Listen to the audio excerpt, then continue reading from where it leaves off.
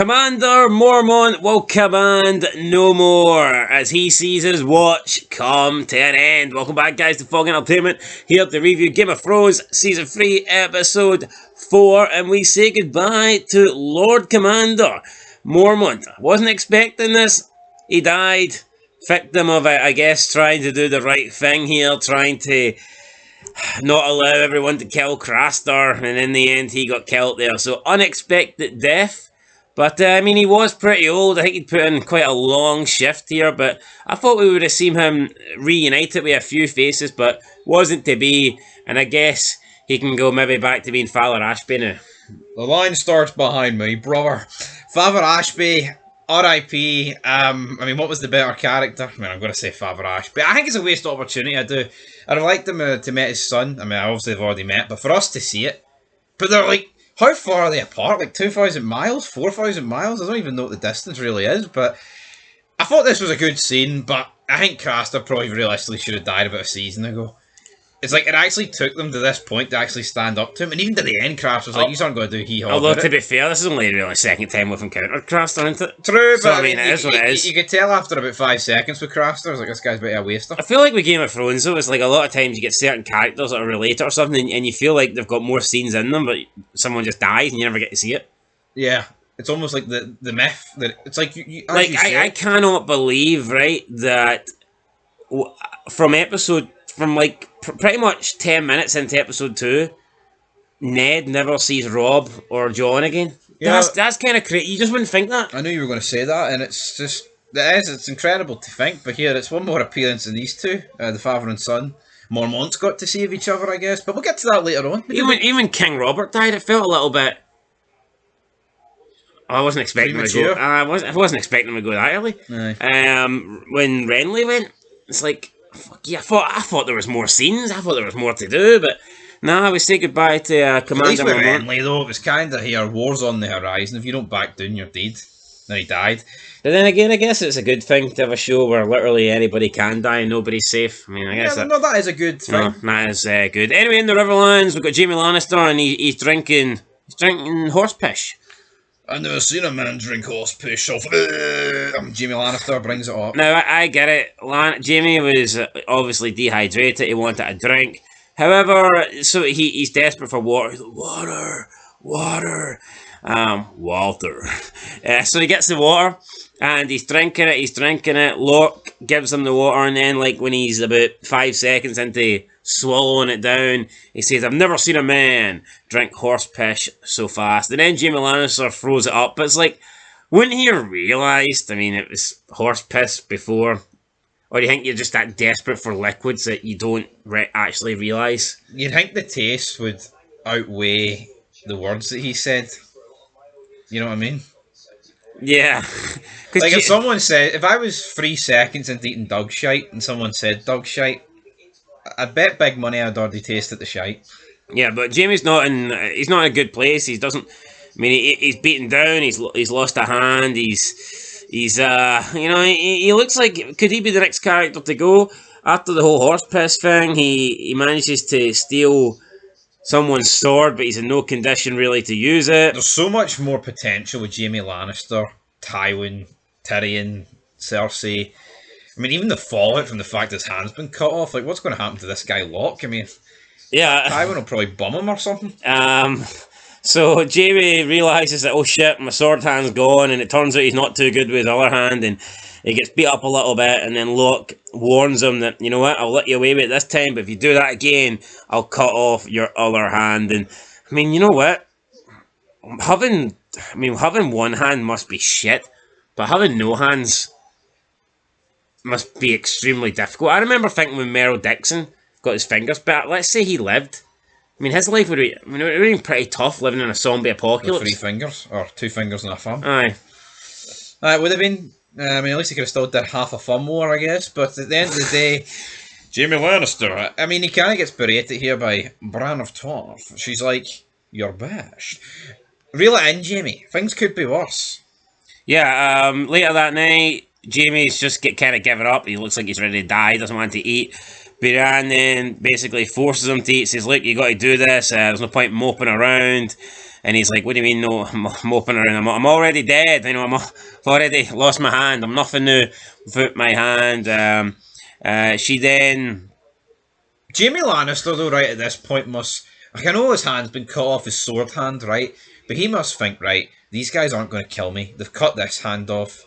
He must think deep down, I'm going to get back to King's Landing and I'm going to fucking get revenge on these guys. I know right now he mustn't think that, but I think that's definitely going to happen. I'd bet big money on that happening. Tywin won't be happy. They've got my son! Anyway, but they've took the hand of, like, the best fighter. Yep. And it's Tywin's son. As he points out later on. See if Jaime... I did for Tyrion. See if Jaime offered Rob a duel now. I wonder if Rob would accept it. Or do you think he'd still be too much for a shite bag? He'd probably have to tie his hand behind his back. Yeah. What? Make it fair, no? No, the whole point is it wouldn't be fair if Jaime had two hands. Maybe cut both his Jaime's hands off, man. Stump Jaime. Brienne then realises that Jaime's lost his hand because he was helping her and she wants to know why, and he's like, I don't know. I don't know. Does he regret it? I thought about it. Think about it again. Does he regret it? Maybe. I mean, he could have just let that happen and he'd have had both hands. I mean, obviously now if I could turn back time, it might change it. But it was a good act for Jaime Lannister, and I think he's on a proper redemption arc here. You know what, though? What's worse? I bet you Jaime Lannister would rather they took him out into the fields and bummed him than lose a hand. Just gotta be honest, man. Losing a hand's fucking shite. You'd rather lose your dignity or your hand, though, and Jaime Lannister... I mean, the Kingslayer getting bummed. I don't know. It's almost like... Nah, I think he'd actually rather lost his hand, I'll be honest. Nah, I know. I'd rather... Do you think Tywin is going to accept his son getting bummed? I don't know. I feel like that's a step too far. Don't tell Tywin, like... Oh, don't tell Tywin. Fucking Tywin, mate. You know, imagine one of those crows land and he's just opening line. Jaime got bummed. So you think Juice at the end of Sons had no dignity? I feel like prison's almost different.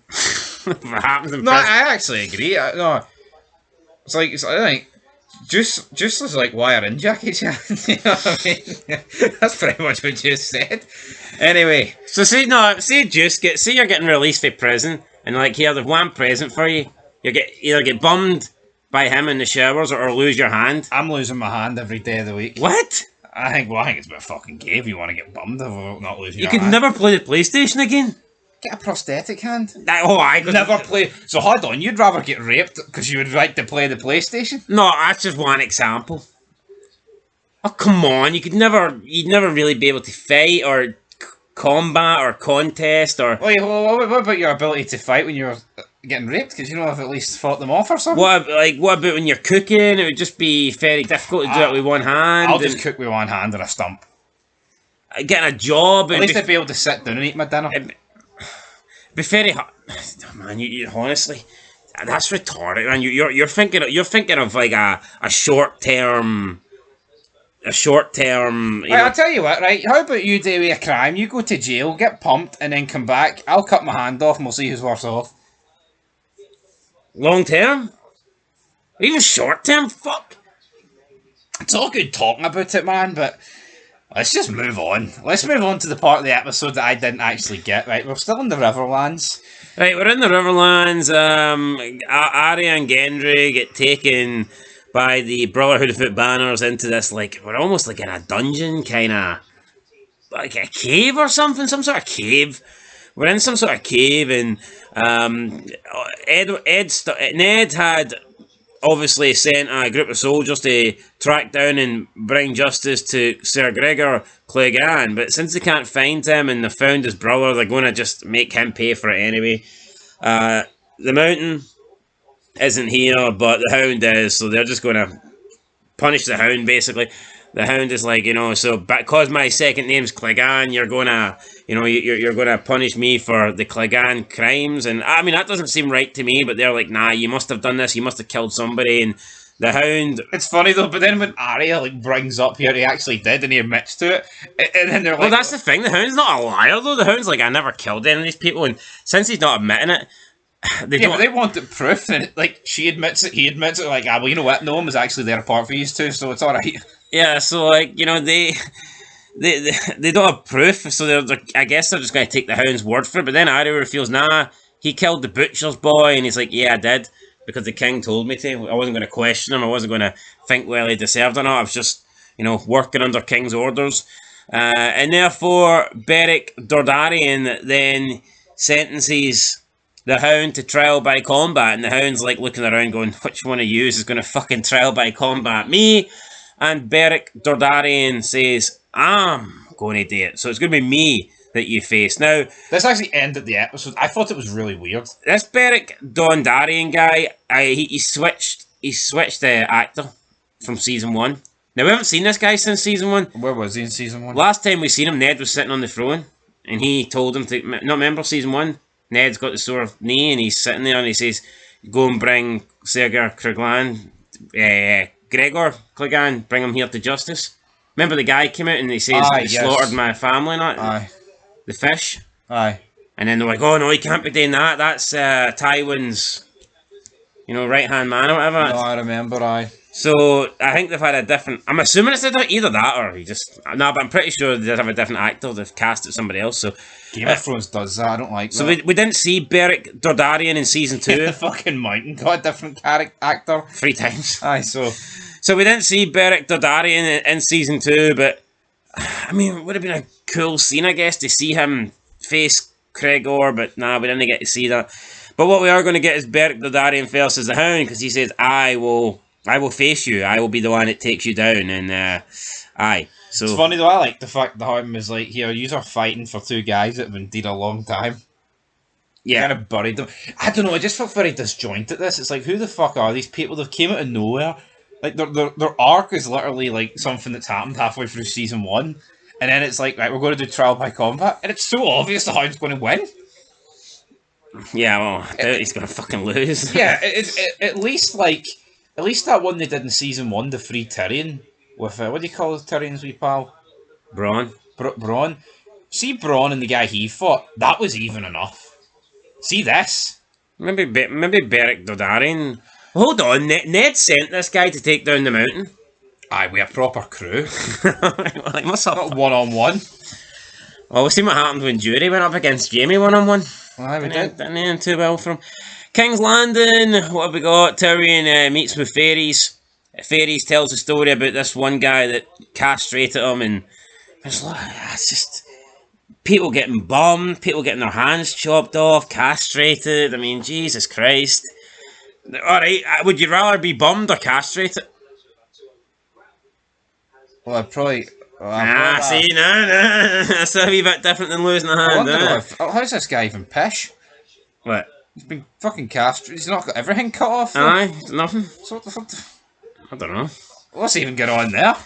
I don't know if he's ever showed Tyrion once, but he's telling the story about the guy that done it, and then he's on about wanting revenge, and then he just like slides over this little, it's like a crate, and he slides the door open, and he's got this guy captured, and he's like, I'll get my revenge. So, yeah, justified. He's managed to ship this guy in, and I guess he's going to get revenge one way or another.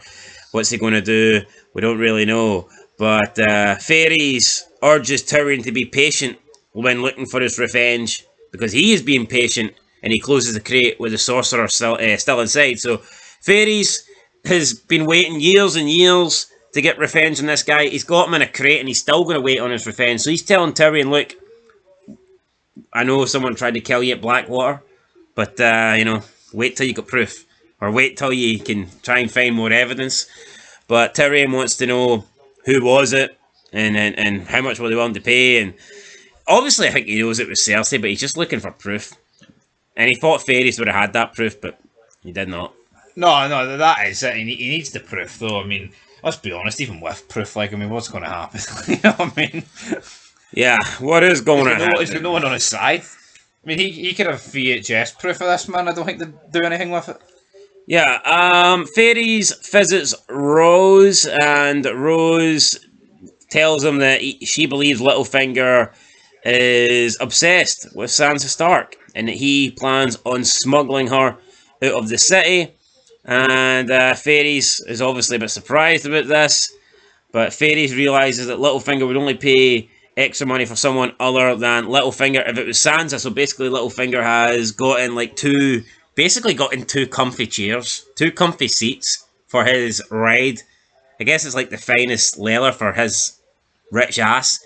But he got two seats in, so that means he's taking a very important person or someone at least important to him. And who's that? Sansa? Yeah, I know. Yeah. That's a big reveal. That's what I'm getting to. Again, do you not think, like, it's like Sansa, right? Sansa getting back to her mother, right? And this war, it's like, fuck, this has been going a long time. And see the way it's, like, I wouldn't be surprised if Sansa's no left the docks until, like, season 5. Could have just went with the Hound and it would have been alright. Anyway, United with Arya? Yeah, Joffrey gives Margaery a tour of the Great Sept Baelor, where their royal wedding is held. It's going to be held. We have Cersei and Olenna Tyrell. They fought. I like this Olenna Tyrell character. I think she's pretty funny. Yeah, add something different to the show. Yeah, we get some good dialogue with her and Cersei. She then talks about how she's lied in the past to protect her sons because nobody wants them to die in war. So, she scoffs at the idea of her son being a warrior. And I think she knows that Joffrey's probably no warrior either. Margaery... There's actually a good lot of scenes here because it was referring to House of Dragon and Daenerys, how she died.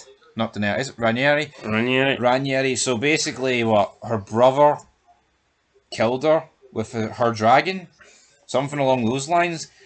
Since Joffrey said this... A dragon ate her, so I'm going to assume that... Alright, so I'm going to assume that this... House of the Dragon's just been ruined? Yeah, House of the Dragon's just been ruined. He also referred to a lot of other, like, Targaryens, like, what's happened to them. But it's like, again, they said they built these halls. I'll be interested to see if, like, we see these halls under construction. I mean, that's the thing with prequels, like, they've just completely... I'm going to assume that must be, like, near the ending of House of Dragon. Yeah. At least when you're watching Breaking Bad, it doesn't reveal how Better Call Saul's going to fucking end, does it? No. Better Call Saul ended past Breaking Bad, but enough. You know what I mean? Anyway, Margaery then gets Joffrey to go out and wave at the people and just looks a bit awkward, doesn't it? And the people seem to be... They're chanting Margaery's name and then... Cersei's lost control of Joffrey, man. Yeah, she doesn't want Joffrey to be this guy that, is liked by the people and likes them in return, although... See the scene, though, where... What's the harm in being a good king, seriously? Oh, no harm, but good to the people. See that scene where Tywin basically tells Cersei here, I don't trust you because you're a woman, I trust you because you're not as smart as you think. You're fucking right on the money. Cersei's been played like a fiddle here and... been just pushed aside. Well, let's talk about that. So, Cersei goes to speak with Tywin. Tywin is busy. Cersei's still sitting there. He looks up and goes, "You're still here." She's like, "Yeah." She says, "Did it ever occur to you that, maybe I should be the child that you confide in? I should be the child that you look to and, share things with?" And he's like, "All right, go on then. Give me advice. What would you do?" And all this stuff. And she says, "Look, we've got a bit of an issue." He wants to know what it is. She reveals that she is worried that Margaery is getting her claws into Joffrey. She's beginning to control him. And Tywin says, "Good. At least somebody can control him." Obviously referring to the fact that Cersei doesn't do a good job of that. Cersei then tells Tywin, "I'd like to see you try and tell him what to do." And Tywin is like, "I will." I'll do that. Tywin not phased, and Tywin then says, "Look, it's nothing to do with you being a woman. It's because you're not as smart as you think you are." So that was a really good scene. I enjoyed that. Yeah, I hope we get more scenes like this. I'm looking forward just to actually Tywin confronting Joffrey. I'm looking forward to this. See, I want to see what's happening with the Lannisters in King's Landing and Tywin, but you go from that and then you go to fucking Daenerys buying the Unsullied. Oh, she can speak High Valyrian. Oh yeah, well, Bran Stark can dream about he was in a tree and he gets pushed out and Caitlyn's like, "Don't do it." Who cares? I think the big issue here is there's some really good stuff, but then you go from like a scene that's really good to a scene that you just don't really care for, and it's a bit... let's just talk about the end games, though, for Bran, right, and Hodor and... See this Three-Eyed Raven shit? That does nothing for me. I'm not joking, right?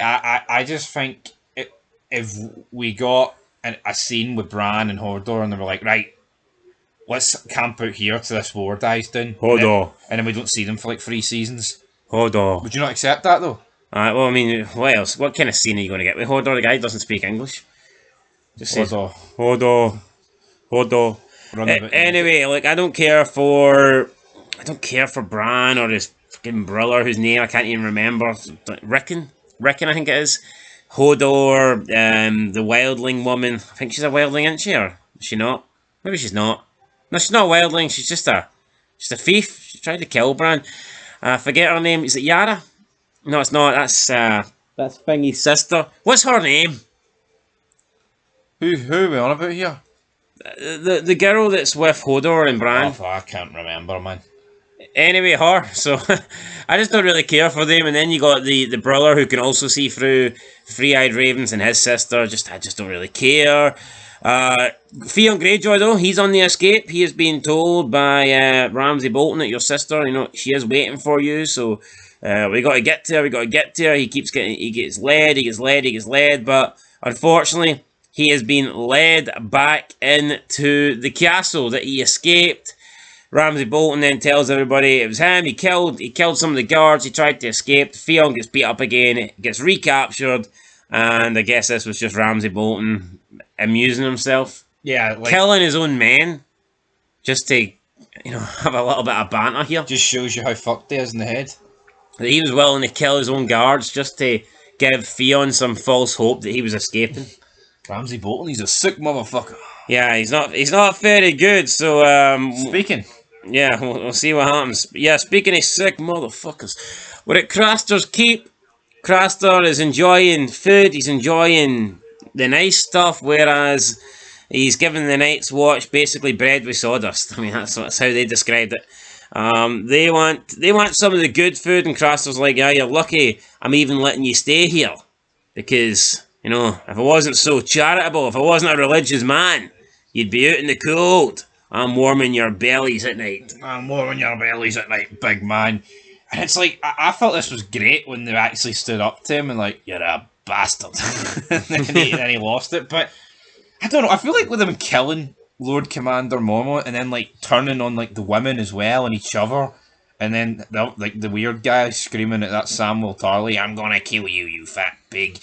It almost undermined everything that happened. Yeah, and so Rast is telling everyone, he's telling Gren and Ed that we can't trust Craster, and it's like, I don't think anyone trusts Craster anyway. I mean, we all know all the guy cares about is fucking... Trust him with what, though? Fucking his daughters and, sacrificing sons.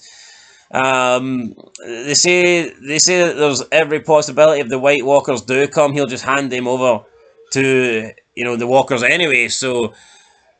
They can't trust them, but Gren and Ed don't want to discuss it. I mean, what would happen if the White Walkers come? I mean, Craster, why wouldn't he give the Night's Watch? Of course he'd hand them over. But it's like, I mean, how often do they come, though? You know what I mean? Well, that's it. We don't really know. You can't fire out a kid every day. They ain't from, folks. Yeah, Samuel then visits Gilly. It turns out it's a newborn son. He's trying to be helpful, but she says, look, there's nothing ye can do to help, because... I don't like Sam. I don't either. He's an arsehole. Because I don't think he's an arsehole, but nah, I just don't think it's a good character. He's like, what are you going to call him? It's like, mate. What are you going to call him for 2 minutes before Craster feeds him to the White Walkers? Yeah, I know. Oh, so yeah, we get that, and Gilly's just not really interested in Sam, so it is what it is. We're then later that night, Craster's eating, and basically some members, probably it seems to be the ones that are, not really loyal. All the dirt that basically got sent to that's the thing with the Night's Watch. Yeah, you get some bastards that are maybe nice kids like Jon Snow, and they have to be sent there. Or they're just being, or maybe you get people that want to go and join in it, but then you're also getting scum of the earth as well. Yeah. And, I mean, I don't think they're scum of the earth for calling out Craster and saying, here, how about you give us some real food? But it tends to be the ones that, have done all the bad stuff and been sent to the wall. They're calling out Craster. They say, we want some real food. Craster then threatens to throw them out because he has basically got, this large pile stock of food, but he's not willing to give them it. And then Rast... Stockpile, mate, not pile stock. Stockpile. He's got a winter stockpile. But he says he needs those to feed his women, so he's not going to share them. Rast then calls Craster a bastard, at which Craster becomes enraged and threatens Rast with an axe. Mormont restrains Rast, and Craster's shouting that he's going to throw them all out with their empty bellies. He's going to cut the hand after the next man who calls him bastard. And then it's just like silent, and Rast continues to stare him out. I like it quiet. And then we get Carl. So Rast is getting led out by Mormont, and Carl just looks at him, since Rast can't do it, I guess, and he says, You're a daughter fucking wildling bastard. And Craster lunges at Carl, but Carl stabs him through the neck, through the mouth with his like knife. So that's not good. Craster's dead. We then get Mormont. He tries to take care of Carl. He tries to get Carl out of there, but then you got Rast comes from behind and he stabs Mormont. Mormont then fights back and tries to take down Rast, and he does throw him against the wall, and he's got him pinned. And Mormont's a big man, but he's an old man, and obviously he'd just been stabbed through the back. So yeah, like his son looks old enough as well. Yeah. So what old's this guy? That takes out him, and then he just like falls to the ground, and Rast then picks up like a dagger and just like stabs Mormont multiple times, confirming that he's pretty much dead. And then this like big massive brawl breaks out, and it's basically all the guys like Rast and all the criminals essentially on the Night's Watch, and they get into a big battle with the people that are loyal to the Night's Watch. So, and Sam, of course, runs away with Gilly and the baby because, he's a fucking loser. Never mind the friends that he does have. Look at the people that wouldn't leave Sam behind in the last couple of episodes this season. Yeah. There's been a couple of the Night's Watch members that wouldn't, they wouldn't leave Sam behind. And Sam, first opportunity he gets, he bails on them. So, don't know how many will be alive, but then Rast shouts, Piggy can run for now, but he'll be cutting your throat soon. So there you go, Sam runs. See, Mormont, though, it's like the guy doesn't really have a fucking backbone. He's like, oh, you can't kill Craster. He's like, he invited us in, we're guests. It's like, yeah, but you know what? How great would it have been if he kills Craster? Mormont's like, you know what? It breaks all of our code. But that was fucking fantastic. I know, Mormont, come on. The guy fucks all his daughters and he feeds his sons to the White Walkers. How can Mormont be alright with that? How can he be on board? I'm not saying if he did that, but he was like a charitable and like likable, charismatic guy. But look at when Jon Snow... He's probably the biggest arsehole in the show. He fucking basically, belittled Jon Snow for calling that out.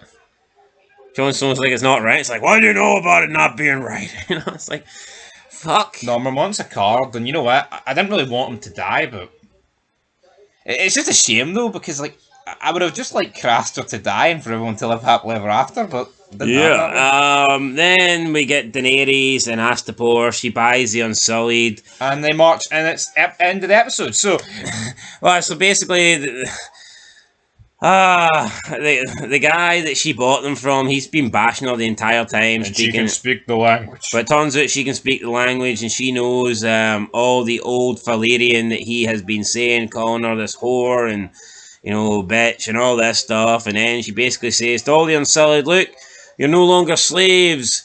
You no longer work for me, but I'm going to set you free. Therefore, you're going to fight because you want to fight for me and not because you're being controlled, not because you're being manipulated. And then the dragon sets the man on fire, and basically all the Unsullied kill their slaves, and they leave Astapor, and they're now fighting for Daenerys. So that's it. She chucks away the crown or something, whatever it was that controlled the Unsullied. She just chucks it away. She doesn't need it anymore because the Unsullied follow her. Yeah, and that was the end of the episode. I mean, it's a mighty show of strength here from Daenerys with the whole crew and the dragons, but it's just like, it's took you like 2.5 seasons at this stage to build this army. Now, how long is it going to take to get this army to anywhere that's worth a damn? Well, we'll have to wait and see. I mean, when Sir what do you call Sir Ballister? What do you call him? Sir Barris and Selmy? Selmy, right? He left at the end of season 1, and he got here at the start of season 3. Does that mean it's going to take a similar length? Does that mean we're looking at the beginning of season 5 by the time Daenerys gets to King's Landing? Could be, but that logic could be waiting a long time. Anyway, that's it, guys. We'll catch you in the next one. We have to give a rating, though. What are you giving episode 4, The Night's Watch? There was a lot I liked. Final Watch, or whatever it's called. There was a lot I liked about it. There was also a lot I thought, that's a wee bit unnecessary. But that's Game of Thrones, man. It's like, see, like, the episodes that we've liked the most, it seems to be focusing on one thing. Would you prefer Game of Thrones if it had like episodes where it maybe featured only on like 2 or 3 different things, or do you like the way they try and fit everything into the problem one? with that is though, you have really shit episodes. Yeah, but then you'd have really good ones, wouldn't you? Well, like I'll get a 7. If you're basing an entire episode about Bran and his 3-eyed ravens, I don't know if I'd come back for the next one. I think it'd be a 3 score, wouldn't it? At the best. Probably less. I'll give it a 7. I'll get a 7. You're getting a 7, guys. There you go. 7 out of 10. We'll catch you in the next one. Till then, peace.